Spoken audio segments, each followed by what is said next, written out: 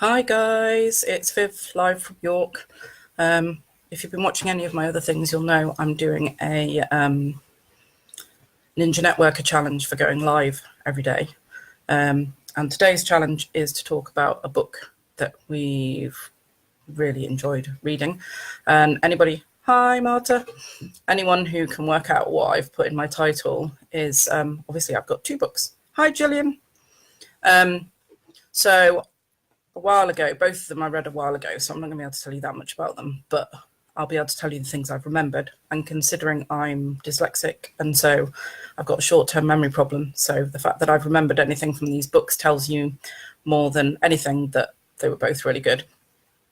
The Slight Edge is a book, basically, as it basically says, don't focus on big results and everything like that sort of thing, but do something small every single day, and more than that, do lots of little small things every day, and over time you'll see a big increase in productivity. So I'm trying to think something, like instead of thinking, oh, I've got to do like an hour of exercise today, maybe just do like 10 minutes, because who can't do 10 minutes of exercise? Or instead of going, oh my goodness, I've got to save £20 today, why don't you just leave a bit of money in your purse? Or instead of, oh my goodness, I've got those 20 books to read, how about just switching the TV off like 10 minutes earlier and reading 10 pages? So it's all about small, little, manageable habits. And over time, those habits become a really big thing. So I tried to do a graph thing. I don't know if this is going to work. So it's saying anything like money, life decisions, anything like that. So you'll see that over time, when you first start, you'll see only small, there won't be much change, but over time, actually the compound effect over time is massive. So just by doing really small things that seem insignificant and getting into the habit of doing stuff like that is, hi Nikki. So what I really liked about that book is doing small things I can manage. My brain gets a bit overwhelmed with like, I've got to do this and I've got to do that and I've got to do that, the other. Hi, Sarah and Kel. So the idea of only having to read like 5 pages of a book a day, if 10 is too much, then just do 5. Or a massive saving plan. Who can't like save £1 a day and put it away and actually not touch it? And over time, the compound effect of that actually has a massive effect.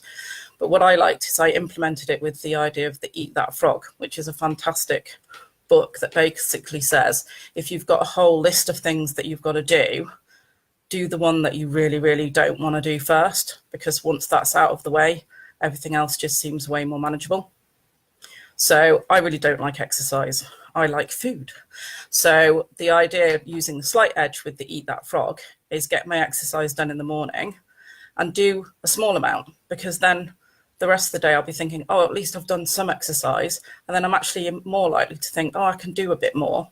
But I've done it already. I've got it out of the way and I don't have to think about it again. So both those books I've really, really enjoyed for totally different reasons. I like the fact that I'm able to put the two of the things together.